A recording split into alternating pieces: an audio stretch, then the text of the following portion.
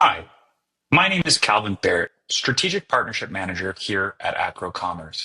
And today, I want to talk through architecture and accelerators. To start us off, I wanted to highlight a couple of questions that I'd like to get answered throughout this video. Firstly, why architecture is so important to your digital experience moving forward, and how the decisions early on shape your digital experience and your customer journey. More and more, B2B companies are going to continue to digitize sales channels and move sales operations online, focusing on these low customer acquisition cost channels and driving those higher cost activities like demos, consults, and sales rep interactions down the sales funnel. And so architecture is becoming incredibly important in creating these journeys and making sure you're able to create these journeys that fit your business, not fitting your business to the technologies that you're using. 75% of B2B manufacturers will sell directly to their customers via digital commerce by 2025. Now, since we're already in 2025, if you're not already having these conversations, it's about time that they should be happening. In addition, 73% of 20 to 35-year-olds are involved in purchasing decisions. I put high value in being able to walk through the sales funnel, understanding the product, understanding services, how this might fit my business, do the research, learn about the company, even before interacting in those high cost activities. And that's not only from a client side, but also from my side, where the time, my leadership's time, and anything like that might influence the weights of those interactions. So how does this all loop back into architecture? Well, we're going to use two specific examples to paint that picture. Here we have Tom and Jerry, business owners in Winnipeg. Now, being a local Winnipegger, I thought I'd make something that made the most sense. So in this particular example, we're going to be using bus manufacturers. However, despite Tom and Jerry being both bus manufacturers, their businesses are quite different. Tom is the owner of Bridgeline buses. There's a limited number of options. They only sell a couple of different seating sizes and configurations. You might think of this as school buses. There's 1 to 2 different purchasing flows with a PO or maybe a financing option. But in a number of cases, there's also just straight up purchasing through accounts receivable or maybe even on a credit card. And then limited customer profiles. So all of these customers are having the same experience. You might think of standardized yellow buses that are being sold throughout the business. It's very generic, and a lot of the servicing can be exactly the same for all of these buses. However, Jerry, on the other hand, owns Prairie Custom Buses.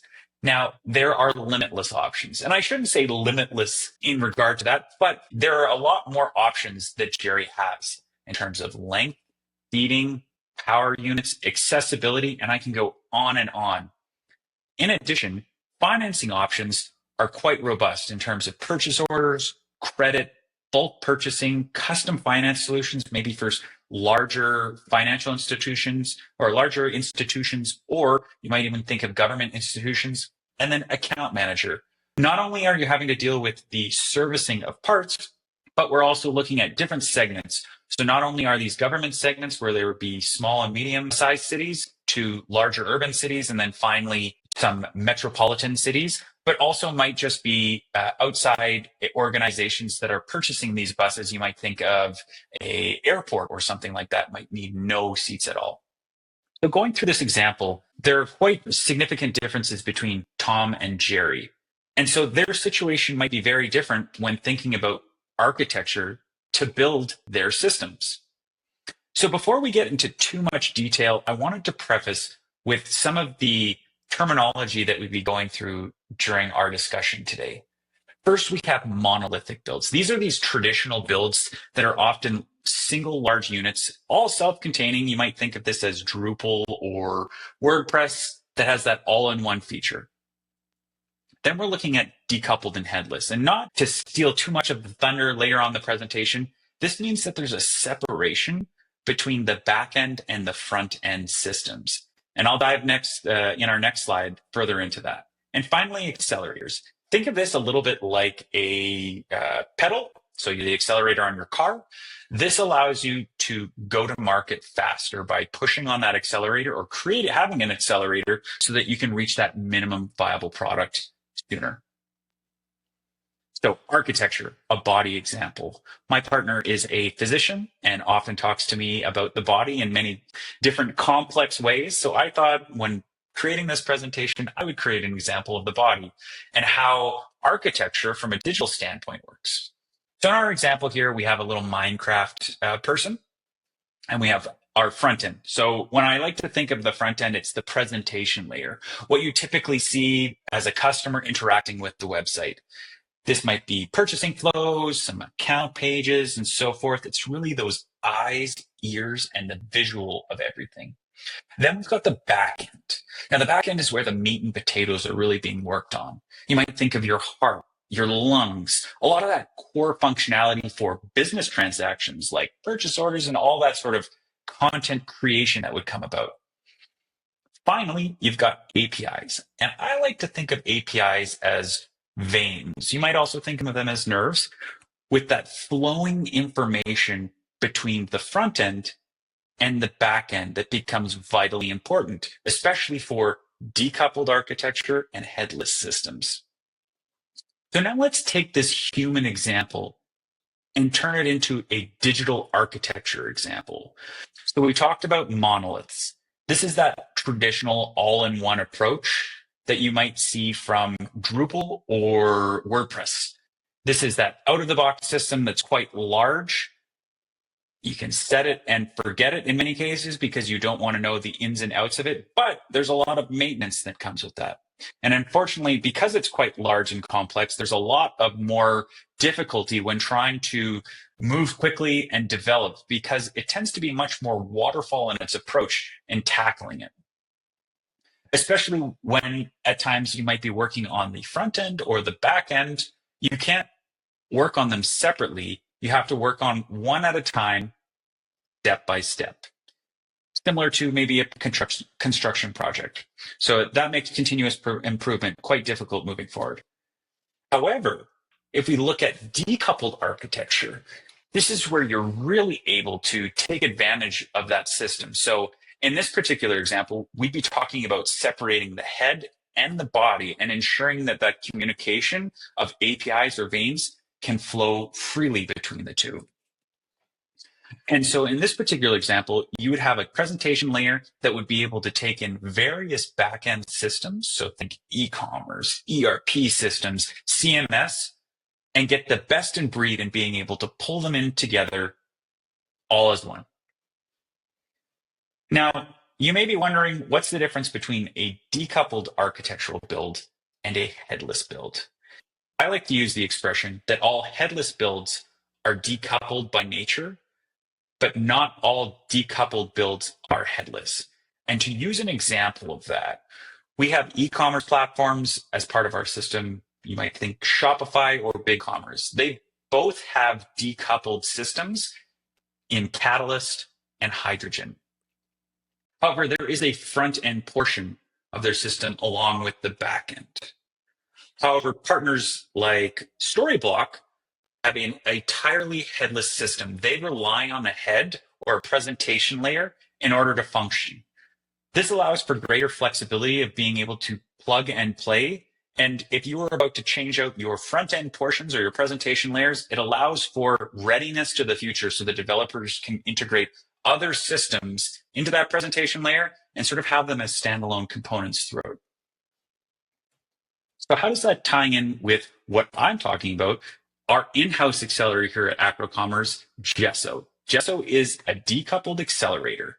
And because we've been prying on some of these terminologies, decoupled in that it's separated the presentation layer from the back-end system, and an accelerator because it allows you to get to market sooner by being able to fulfill a built-in design system and a number of plugins so that you can start selling online sooner. So what does it look like? Well, this is our ecosystem of what Gesso plugs into. We have e-commerce platforms, CMS platforms, ERP platforms, as well as AI. I know AI is usually a big hot topic word, but in terms of not only being able to communicate with the AI models, but also being able to price, quote, and configure specific systems within the manufacturing space. So here I'm going to give you an example of what flexible architecture looks like when building it out. And we start on the left-hand side. A lot of the systems that you might see with an e-commerce platform, we'll say Shopify or BigCommerce, are that they have a direct integration with an ERP system, which in many cases, it can solve a lot of the problems that are needed so that the ERP is communicating with your e-commerce platform. And it goes straight to the front end piece. It's more of a monolithic type style of build. However, like we talked about with Tom and Jerry earlier, it's not always the case where everything will be covered by these native integrations. The more and more we talk to specific manufacturers. And that's where you may need a direct plugin with something like Acumatica to be able to handle customized purchase order flows. Maybe you need to access invoices. These won't be available in many cases on some of the e-commerce platforms. So by directly plugging into Gesso, we have a decoupled nature build that's able to pull this information and allowing the system to work for you rather than you working around the constraints of the system around you. And if we move all the way to the far right side, that would be the full, as MCXP, but we might think of it as a digital experience platform of being able to connect not only your content management and commerce, but also potentially some of that legacy software that you might need as well. So how does this look visually? I know we're all visual people and want to see how it would play out on a page. So I have a standard product page here, and it's got a number of different pieces that are pulling in. We've got an ERP system that's talking about the stock. We've got e-commerce portions that talk about product reviews, product descriptions that are also pulling from a native Acumatica Shopify integration.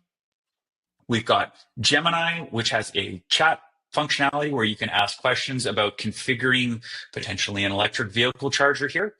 And then we've got a content management where a number of blogs have been written that would allow you to learn more about the specific product that you're working on.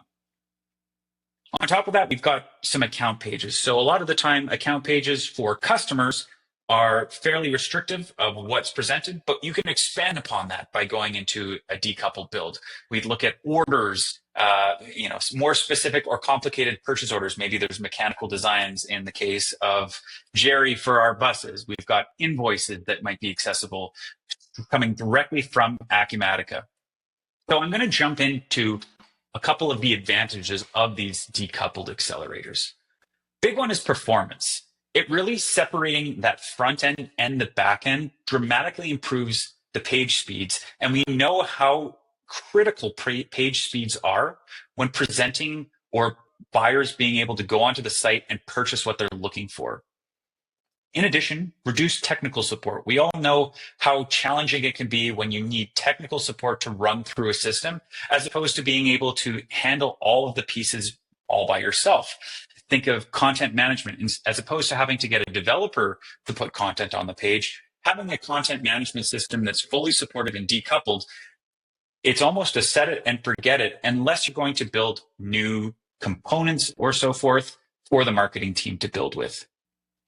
In terms of the next portions, future-proofing your system.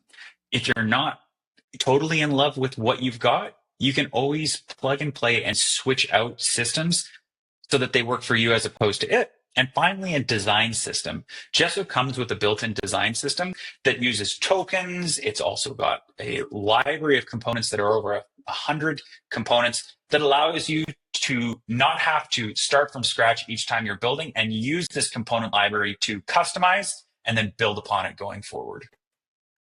So let's jump back to Tom and Jerry, our two Winnipeg business owners. In Tom's situation, it might make sense that he's just using a direct integrator with one of the e-commerce platforms with his ERP system because his flows are relatively standardized.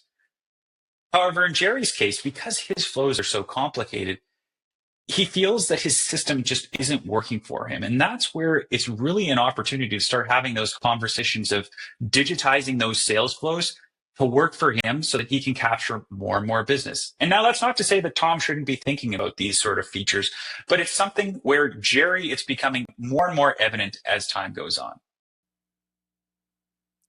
So I'd like to end today with two questions. Do you need to move to decoupled architecture right now? The easy answer is probably no. However, you should be having those conversations, whether you're in Tom or Jerry's case. The second portion is, how are you planning to digitize your customer journey? We looked at some of the statistics around purchasing behaviors becoming more and more digitized as time progresses. So if you're not already having those conversations, you may be losing out on opportunities as purchasing behaviors shift towards these online first purchasing behaviors before some of those high cost, high impact discussions begin. I would like to thank you for your time this afternoon and wish you all a great day. If you'd like to connect with us, please reach out. You can find us at acrocommerce.com.